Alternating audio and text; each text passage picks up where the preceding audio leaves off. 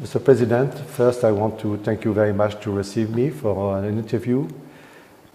Mr. President, did you give an order to strike Khan Sheikhoun with chemical weapon last Tuesday? Actually, no one has investigated what happened that day in Khan Sheikhoun till that moment. As you know, Khan Sheikhoun is under the control of Al-Nusra Front, which is a branch of Al-Qaeda. So the only information the world have had till this moment is published by Al-Qaeda branch. No one has any other information. We don't know if the whole pictures or videos that we've been seeing are true or fabricated. That's why we asked for investigation to what happened in Khan Sheikhoun. This is first. Second, Al-Qaeda sources said that the attack happened at 6:30 in the morning, while the Syrian attack in the same area was at around noon, between 11:30 to 12. So they're talking about two different stories or events. So there was no order to make any attack. We don't have any chemical weapons. We gave up our arsenals a few years ago. Even if we have them, we wouldn't use them, and we had never used our chemical arsenal in our history. So what happened this day? As I said, the only source is Al-Qaeda. We cannot take it seriously, but our impression that the West, mainly the United States, is hand in glove with the terrorists. They fabricated the whole story in order to have a pretext for the attack. It wasn't attack because of what happened in Khan Sheikhoun.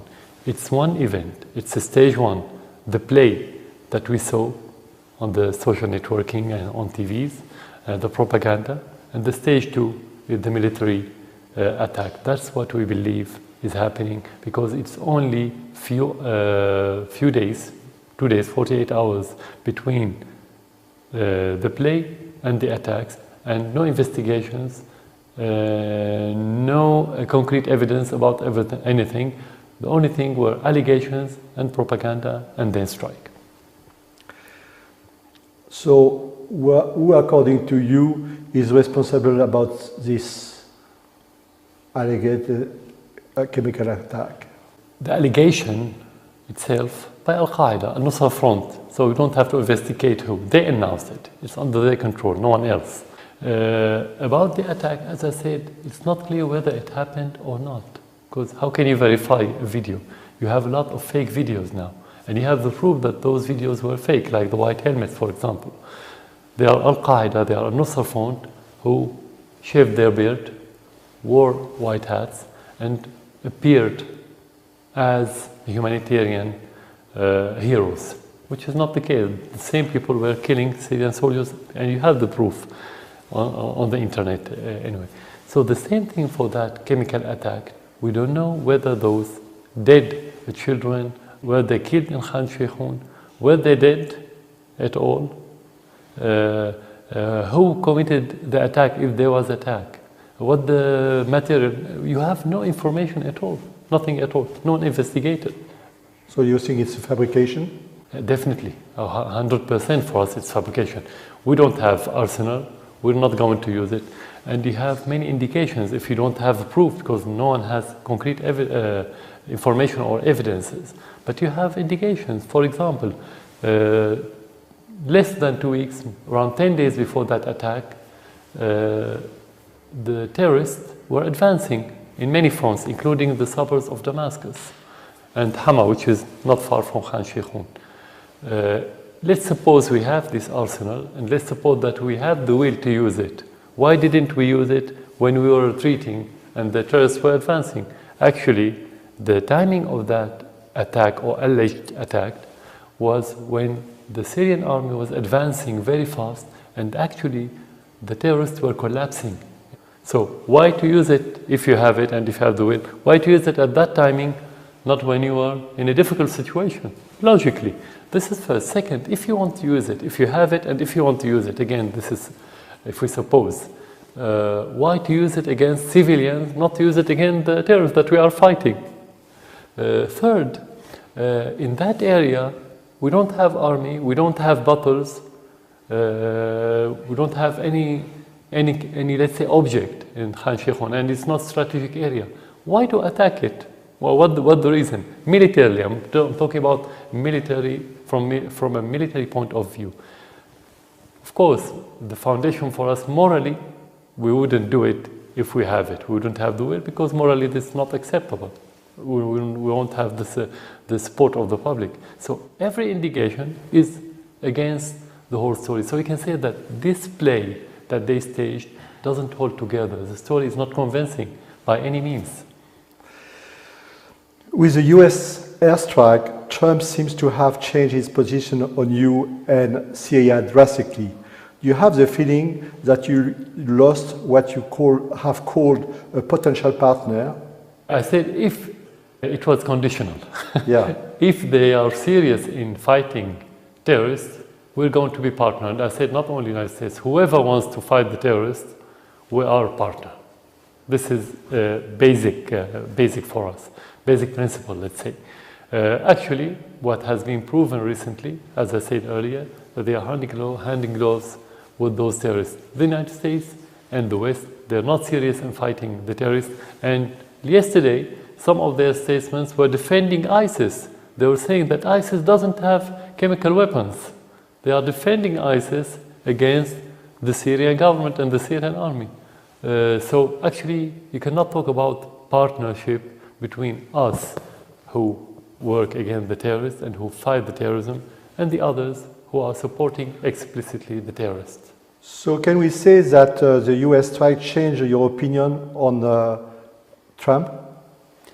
Anyway, I was very cautious in saying any opinion regarding him before he became president and after. I always say, let's see what he's going to do. We wouldn't comment on statements. So actually, this is the first proof that it's not about the president in the United States. It's about the regime, and the deep state or the deep regime in the United States is still the same. It doesn't change. The president is only one of the performers on their theater. He's not. If he wants to be a leader, he cannot, because, as some say, he wanted to be a leader. Trump wanted to be a leader, but every president there, if he wants to be a real leader, he later is going to eat his words, swallow his pride, if he has pride at all, and make 180-degree U-turn. Otherwise, he will pay the price politically. But do you think that it will be another attack? As long as the United States being governed by this complex of military-industrial complex and the financial companies, banks, and this what you call deep regime and work for the vested interests of those groups, of course, it could happen anytime, anywhere, not only in Syria. And your army or the Russian would retaliate if it's happened again? Yeah. Actually, if we want to talk about retaliation, we're talking about missiles coming from hundreds of miles, which is out of our reach. But actually, the real war in Syria is not about those missiles. It's about supporting the terrorists. This is the most dangerous part of this war. And our response is going to be what we started from the very first day, is smashing the terrorists everywhere in Syria. When we get rid of the terrorists, we wouldn't worry about anything else that time. So this is our response. It's a response, not reaction. So what you say means that retaliation by the Syrian army or by the Russian will be very difficult because the both are very close, very long. For us, as a small country, yeah, of course it is. Everybody knows that. It's out of reach. I mean, they can have missiles from another continent. We all know that. They are a great power, we're not a great power. Talking about the Russians, this is another issue.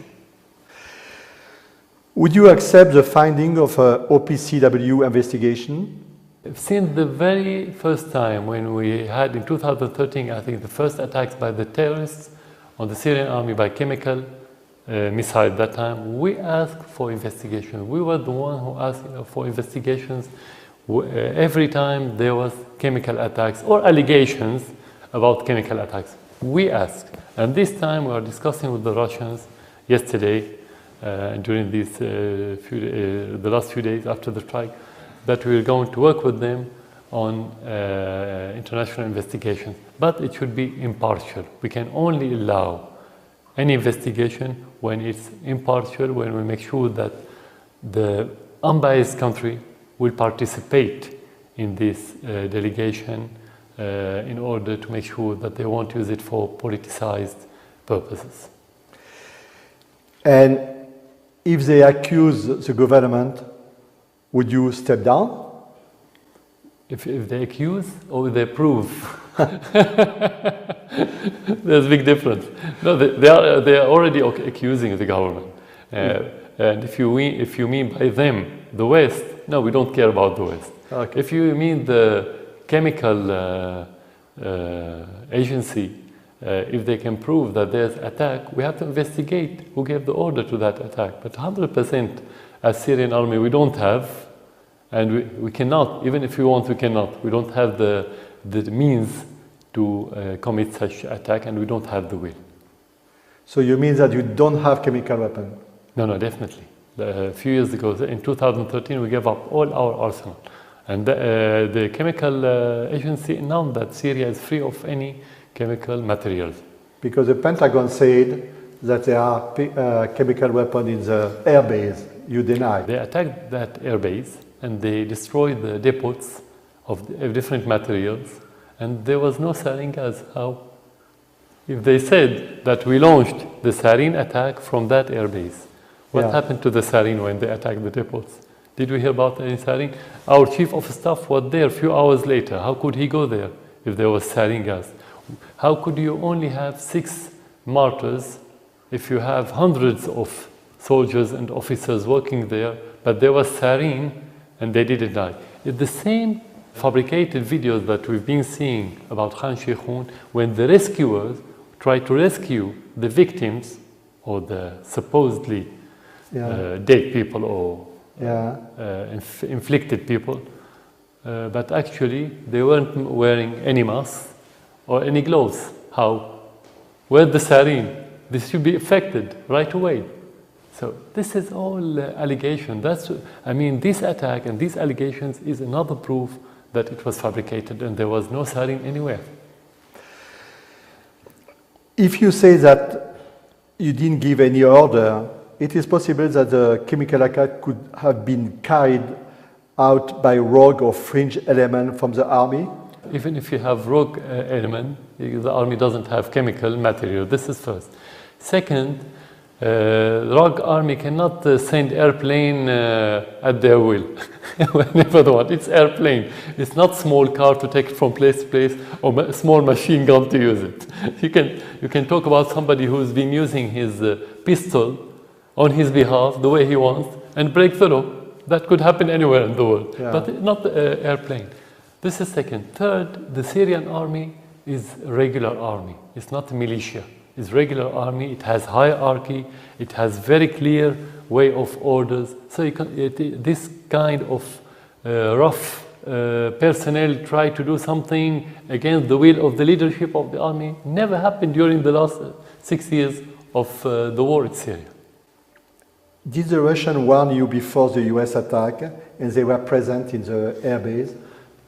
No, they didn't warn because they didn't have the time to warn, because the Americans called them maybe a few minutes before the launching, or some says after the launching, because it takes time to reach the base. But actually we had indications that there was something that was going to happen, and we took many measures in that regard. Do you confirm that 20% of your air force has been destroyed in this attack, as the Americans said? I don't know what the criteria and what the reference of 20%, what the 100% for them. Is it the number of airplanes? Is it the quality? Is it the, the active airplanes and the stored airplanes? I don't know what do they mean by this. No, actually what we and the Russians announced about few airplanes being destroyed. Most of them are the old ones. Some of them were not active. Anyway, this is the reality. And the proof that we've seen the strike, we haven't stopped attacking terrorists all over Syria. So we didn't feel that we are really affected. Our firepower, our ability to attack the terrorists hasn't been affected by this strike. You know, your government said in the beginning that you hit a chemical weapon depot. Is it true? It was a possibility because when you attack any target related to the terrorists, you don't know what's in it. You know that this is target. It could be a store, it could be a warehouse, it could be a depot, it could be a camp, it could be a headquarters. You don't know, but you know that the terrorists using this place, and you attack it like any other place. And that's what we've been doing since the beginning of the war on daily basis, on hourly basis sometimes. Yeah. But you cannot tell what's within this. So that was one of the possibilities, that the airstrikes attacked a depot of chemical material, but this is conflicting again with the timing of the announcement.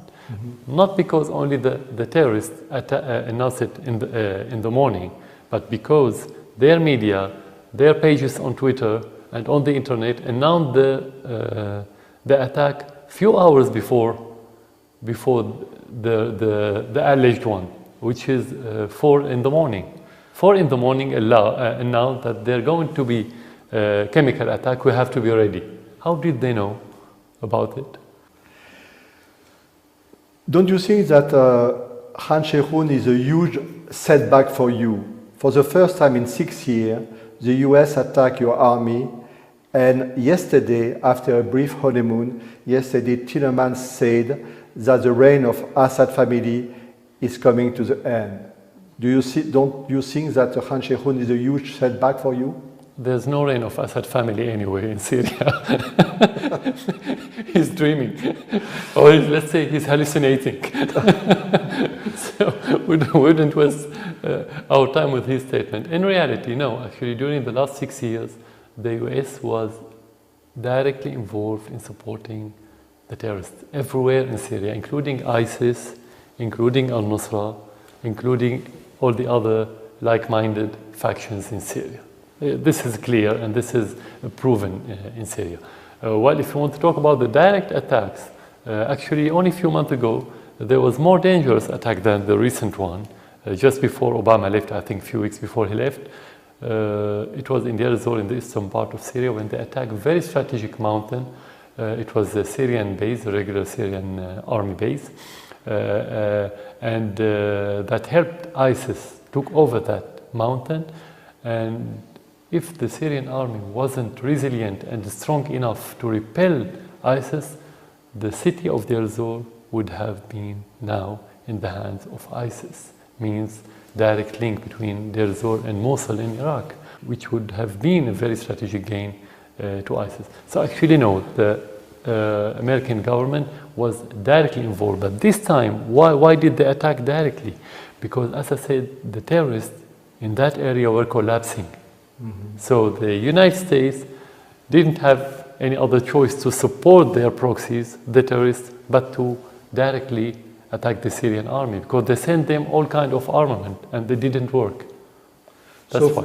For you, it's not a huge setback after the honeymoon? No, it was actually part of the context, the same context for 6 years. Yeah. It took different shapes, but the core of the American policy and the Western policy toward what's happening in Syria, it hasn't changed at all.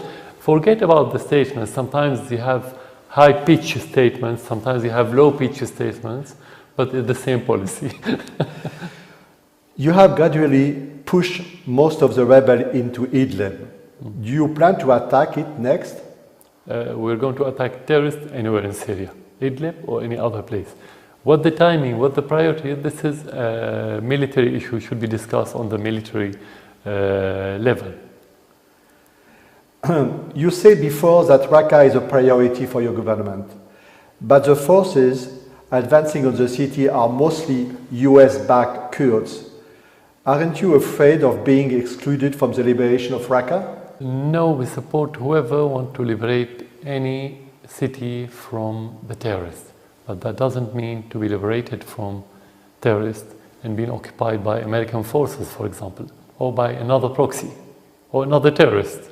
So it's not clear who's going to liberate Raqqa. Is it really Syrian forces that's going to hand it over to the Syrian army? Is it going to be in cooperation with the Syrian army? It's not clear yet. But what we hear is only allegations about liberating Raqqa. We've been hearing that for nearly a year now, or less than a year. But nothing happened on the ground. So it's just, let's say, a hypothetical question because there's nothing concrete on the ground. The US and Russia are the co-sponsor of Geneva process. Because of the tension between the two countries, do you think that this process can continue? Look, there's a big difference between the process being active, which could happen anytime to reactivate the process, and to be effective. Till this moment, it's not effective. Why? Because the United States is not serious in achieving any political solution. They want to use it as umbrella for the terrorists, or they want to get in this forum what they didn't get on the ground in the battlefield.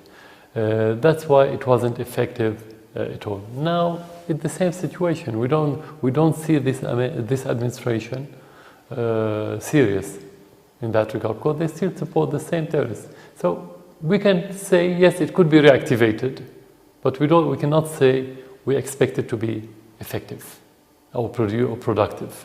No. After 6 years, Mr. President, aren't you tired? Actually, the only thing that could make pressure on you, not the political situation, not the military situation, actually the human situation in Syria.